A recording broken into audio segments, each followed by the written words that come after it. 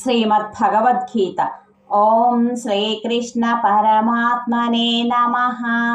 2వ అధ్యాయం సాంఖ్యయోగంలోని 24వ శ్లోకం. శ్రీ భగవాన్ ఉవాచ అచ్చేద్యోయమదాహ్యోయం అక్లేద్యోషోస్య ఏవ చ నిత్యః సర్వగతః స్థాణుః అచలోయం సనాతనః.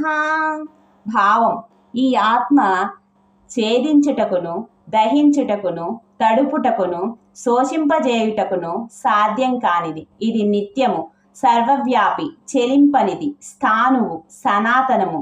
ఈ శ్లోక వివరణ: ఆత్మ శస్త్రముల ద్వారా నాశనం కాకుండుటకు కారణమును శ్రీకృష్ణ భగవానుడు ఈ శ్లోకంలో వివరించాడు.